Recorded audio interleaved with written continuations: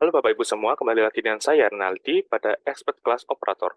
Oke, setelah kemarin kita membahas semua tentang pendataan biodata mahasiswa, mari kita lanjut mengenai pendataan histori pendidikan mahasiswa. Histori pendidikan mahasiswa adalah data kelengkapan mengenai identitas mahasiswa di perguruan tinggi Bapak Ibu, meliputi program studi yang diambil, nomor induk mahasiswa, dan masih banyak lagi. Pada kali ini kita akan membahas beberapa poin, antara lain tata cara mendatakan histori pendidikan mahasiswa pada NeoFeeder beserta dokumen pendukung yang kira-kira dibutuhkan dalam pengisian data. Kedua, kolom apa saja yang diisi dan informasi-informasi apa yang perlu Bapak Ibu ketahui dalam pengisian data. Ketiga adalah perbedaan jalur pendaftaran beserta dengan aturan yang berlaku. Keempat adalah pertanyaan dan kendala yang sering dihadapi oleh Bapak Ibu operator. Dan yang terakhir adalah proses pembukaan periode lampau.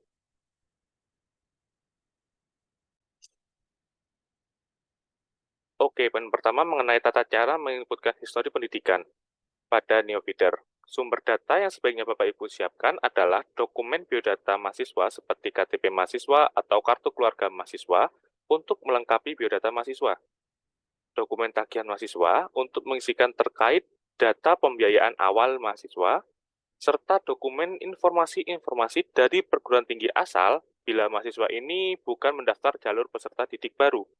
Oke, untuk pendataan histori pendidikan, berikut video singkat mengenai tata cara pengisian histori pendidikan mahasiswa pada NeoFeeder. Untuk mengisikan histori pendidikan, Bapak Ibu bisa login pada NeoFeeder.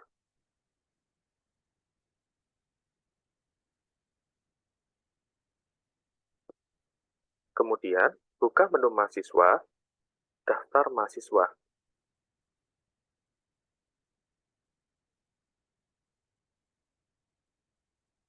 Klik mahasiswa yang ingin diisikan histori pendidikannya. Contohnya di sini saya akan mengisikan histori pendidikan untuk mahasiswa atas nama Ikram Yunus. Kemudian, buka menu histori pendidikan, klik tombol tambah.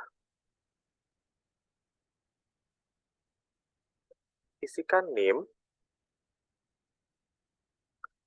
jenis pendaftaran, jalur pendaftaran, periode pendaftaran, tanggal masuk,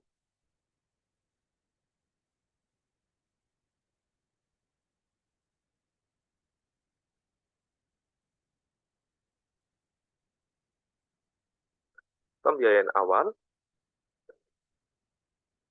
biaya masuk,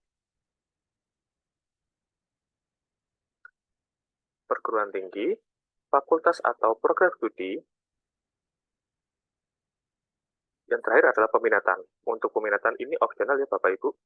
Khusus untuk jenis pendaftaran selain peserta didik baru, nantinya akan muncul 3 kolom baru pada bagian bawah. Jumlah SKS diakui, asal perguruan tinggi, dan asal program studi.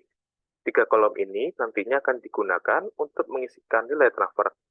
Untuk tata cara mengisikan nilai transfer akan kami jelaskan pada video expert kesempatan selanjutnya ya Bapak Ibu. Setelah selesai diinputkan semua, kemudian klik simpan. Data histori pendidikan selesai diisikan atau selesai diinputkan. Pada pengisian histori pendidikan, terdapat kolom yang Bapak Ibu harus perhatikan. Untuk isian NIM dan periode pendaftaran, jangan sampai salah ya Bapak Ibu, karena jika salah, untuk memperbaikinya harus melakukan perubahan data mahasiswa seperti di video sebelumnya. Khusus untuk NIM, kolom NIM dapat diisi dengan angka, huruf, dan spesial karakter seperti titik, koma, dan garis sambung. Isian tanggal masuk dan periode pendaftaran, jangan sampai tanggal masuk yang diisi di luar dari periode pendaftarannya. Karena jika tanggal masuk yang diinputkan di luar periode pendaftaran, maka salah satu dampaknya adalah saat mengajukan PIN akan gagal dan terdapat keterangan pencatatan di luar periode.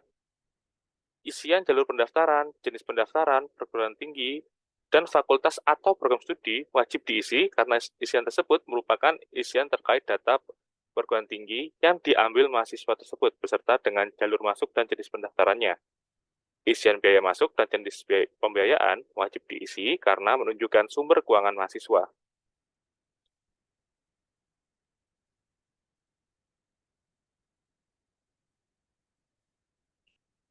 Untuk isian jenis pendaftaran, ada beberapa pilihan yang Bapak Ibu bisa pilih sesuai dengan jenis pendaftaran mahasiswa. Jenis pendaftaran peserta didik baru adalah pendaftaran dengan jenis masuk reguler. Mahasiswa yang masuk melalui jalur pendaftaran ini akan dimulai dari semester 1. Jenis pendaftaran pindahan adalah mahasiswa yang sebelumnya sudah pernah kuliah di perguruan tinggi lain atau di program studi lain dan ingin pindah di kampus Bapak Ibu. Aturan mengenai jenis pendaftaran pindahan ini diatur pada Peraturan Menteri Pendidikan, Kebudayaan, Riset, dan Teknologi Republik Indonesia Nomor 45 Tahun 2022 tentang perpindahan mahasiswa. Pada peraturan tersebut diatur syarat-syarat dalam melakukan perpindahan mahasiswa. Contohnya, mahasiswa yang pindah dalam satu perguruan tinggi. Maka syarat-syarat yang harus dipenuhi adalah data mahasiswa terdaftar pada laman Pendikti dan berstatus aktif. Program studi dan perguruan tinggi memiliki izin operasional dan peringkat akreditasi yang masih berlaku. Dan terakhir, rekomendasi dari pimpinan program studi dan atau rekomendasi dari pimpinan perguruan tinggi. Di aturan tersebut juga diatur pemindahan mahasiswa dari perguruan tinggi negara lain.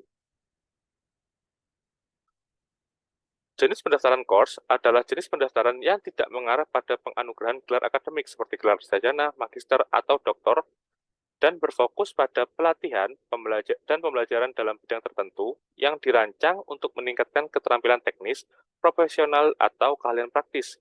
Contohnya, mahasiswa di PTA mengambil mata kuliah di PTP tanpa mendapatkan gelar akademik. Nah, untuk mahasiswa tersebut bisa didaftarkan dengan jenis pendaftaran course.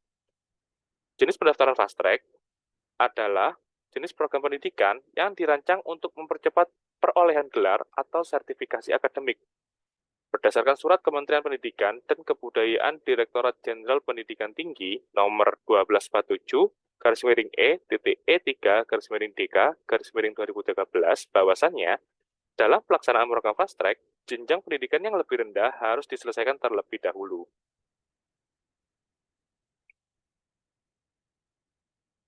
Selanjutnya adalah jenis pendaftaran rekognisi pembelajaran lampau. Ada dua macam jenis pendaftaran rekognisi pembelajaran lampau, yaitu rekognisi pembelajaran lampau perolehan SKS dan rekognisi pembelajaran lampau transfer SKS.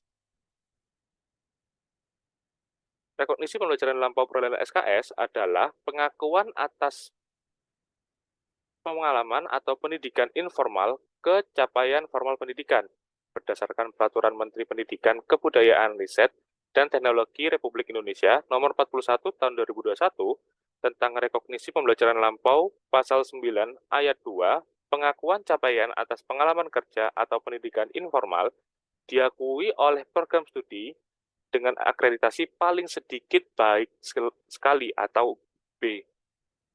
Contohnya, Tina setelah lulus SMK Keperawatan melanjutkan kerja di salah satu puskesmas. Setelah 2 tahun Tina bekerja, Tina ingin melanjutkan perkuliahan S1 Keperawatan dengan menggunakan pengalaman kerjanya sebagai dasar dalam mendaftar perkuliahan. Oleh karena itu, Tina dapat mendaftar dengan jenis pendaftaran rekognisi pembelajaran lampau perolehan SKS. Lalu, jenis rekognisi pembelajaran lampau transfer SKS adalah pengakuan atas hasil pembelajaran formal ke capaian pembelajaran formal lainnya. Rekognisi pembelajaran lampau dapat mengakomodir dua jenis pendaftaran, yaitu alih jenjang dan lintas jalur.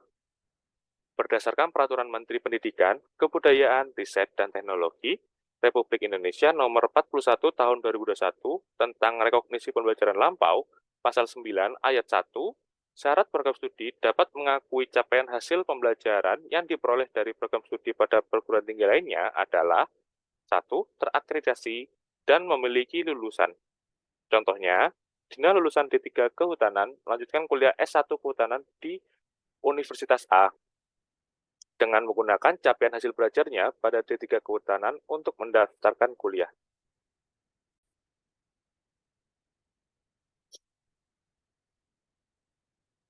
Saat melakukan pengisian histori pendidikan, Bapak Ibu sudah mengisi data NIM, periode pendaftaran, dan data lainnya sudah benar. Namun setelah diisi, data histori pendidikannya tidak dapat masuk. Kenapa hal itu dapat terjadi? Kejadian tersebut terjadi karena histori pendidikan yang diinputkan sudah ada sebelumnya, namun terhapus oleh Bapak Ibu atau mungkin telah terhapus oleh operator sebelumnya. Untuk mengembalikan data histori pendidikan yang sebelumnya sudah pernah diinputkan, Bapak Ibu dapat membuka detail mahasiswa histori pendidikan restore. Jika data histori pendidikan ternyata ada di submenu Restore, Bapak Ibu bisa mengembalikan data tersebut dengan cara klik tombol warna kuning yang terdapat pada submenu Restore. Lalu bagaimana untuk perguruan tinggi yang alih bentuk? Contohnya, ada Sekolah Tinggi Kesehatan A melakukan alih bentuk menjadi Universitas A pada periode 2001-2022 ganjil. Bagaimana status histori pendidikan mahasiswanya? Bagi mahasiswa yang perguruan tingginya alih bentuk akan mendapatkan data histori pendidikan baru dengan jenis pendaftaran pindahan alih bentuk dan periode pendaftarannya mengikuti periode nomenklatur. Nah, untuk case yang tadi, maka mahasiswanya akan mendapatkan jenis pendaftaran pindahan alih bentuk dan periodenya menjadi periode 2021-2022 ganjil. Bapak Ibu, apakah pernah mengalami data mahasiswa angkatan lama ada yang salah menginputkan datanya, namun periodenya sudah ditutup oleh Pedidikti? Bagaimana memperbaikinya? Untuk memperbaikinya, Bapak Ibu bisa mengajukan pembukaan periode lampau. Melalui surat dari Pusat Data dan Informasi Iptek Dikti atau Pusdatin nomor 5 garis miring P1 garis miring Pedidikti garis miring 2016 tanggal 4 Februari 2016 tentang usulan pembukaan periode pelaporan lampau, bahwasannya Pedidikti telah menambahkan menu pembukaan periode lampau pada Pedidikti untuk mengajukan pembukaan periode lampau, sehingga Bapak Ibu bisa mengajukan pembukaan periode lampau jika ingin memperbaiki data. Untuk pengajuan pembukaan periode lampau, Bapak Ibu bisa login pada Pedidikti Admin, kemudian buka menu pelaporan, pengajuan perbaikan laporan Pedidikti. Kemudian, buat usulan baru. Isikan kolom tipe pembukaan periode lampau, program studi, dan periode yang ingin dibuka. Kemudian, klik simpan. Usulan tadi yang dibuat akan muncul pada list usulan perbaikan laporan. Nah, pada usulan tersebut, klik detail. Masukkan berkas-berkas yang dibutuhkan sesuai dengan tipe pembukaan periode lampau yang diajukan, kemudian kembali ke menu detail usulan, dan klik ajukan. Lalu apa sih yang dimaksud pembukaan periode lampau tipe 1 dan tipe 2? Apa bedanya? Untuk pembukaan periode lampau tipe 1, digunakan untuk insert mahasiswa baru dan update aktivitas pembelajaran mahasiswa di semester yang diajukan. Nah, contoh data-data yang bisa dimasukkan dan diupdate pada pembukaan periode lampau tipe 1 adalah biodata mahasiswa, histori pendidikan, KRS, KHS, dan AKM. Sedangkan untuk pembukaan periode lampau tipe 2 digunakan hanya untuk update aktivitas pembelajaran mahasiswa di semester yang diajukan. Contoh data yang dapat diupdate pada pembukaan periode lampau tipe 2 adalah KRS, KHS, dan AKM. Contoh pembukaan periode lampau tipe 1 adalah Andi, mahasiswa Universitas A, angkatan 2018-2019 ganjil. Ternyata, histori pendidikannya masih belum dilaporkan. Nah, untuk memasukkan histori pendidikannya, Bapak Ibu bisa mengajukan pembukaan periode lampau tipe 1 pada periode 2018-2019 ganjil. Ada dua jenis berkas yang diperlukan dalam pengajuan pembukaan periode lampau tipe 1, yaitu berkas yang dikirimkan ke email LLDT setempat dan berkas yang diunggah ke laman Pedidikti Admin. Untuk berkas yang dikirimkan ke email LLDT setempat adalah surat permohonan perbaikan pelaporan Pedidikti tipe 1, surat pengantar usulan perbaikan pelaporan Pedidikti tipe 1, dan surat pernyataan tanggung jawab mutlak atau SPTJM. Sedangkan untuk dokumen yang diunggah ke laman Pedidikti Admin adalah surat permohonan perbaikan pelaporan Pedidikti tipe 1, surat pernyataan tanggung jawab mutlak atau SPTJM, dan berita acara verifikasi dokumen proses pembelajaran mahasiswa. Untuk berita acara verifikasi dokumen proses pembelajaran mahasiswa didapat setelah LLDikti memeriksa dokumen yang dikirimkan melalui email.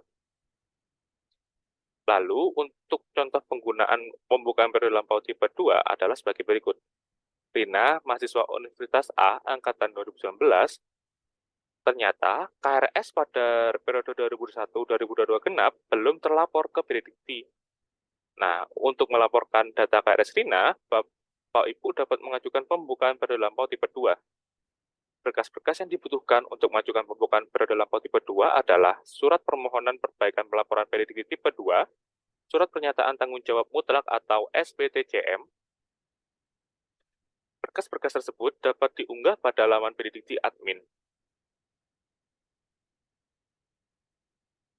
Setelah selesai mengajukan pembukaan periode lampau dan telah disetujui oleh Kepala Pusdatin Kemenristek-Dikti, namun periode yang diajukan belum ada di Novida, Bapak Ibu tidak perlu khawatir. Bapak Ibu tinggal melakukan sinkronisasi di Novida agar periodenya dapat dibuka. Oke, sudah selesai nih ekspert kelas operator tentang histori pendidikan. Nah, pada histori pendidikan ini, data yang wajib diinputkan adalah NIM, jenis pendaftaran, jalur pendaftaran, periode pendaftaran, tanggal masuk, pembiayaan awal, biaya masuk, perguruan tinggi, dan fakultas atau program studi. Jika Bapak Ibu ingin memperbaiki data pada periode yang telah tertutup, nah Benedikti telah menyediakan fitur pembukaan periode lampau untuk memperbaikinya dengan pembukaan periode lampau tipe 1 dan tipe 2, disesuaikan dengan kebutuhan. Di video eksploitasi operator selanjutnya, kita akan belajar bagaimana mendatakan perkuliahan mahasiswa. Mendatangkan perkuliahan mahasiswa ini terdiri dari mendatangkan kurikulum, mata kuliah, KRS, dan lain sebagainya. Terima kasih ya Bapak Ibu telah semangat mengikuti video expert kelas operator kali ini. Mohon maaf bila saya ada salah kata. Sampai jumpa di video expert kelas operator selanjutnya.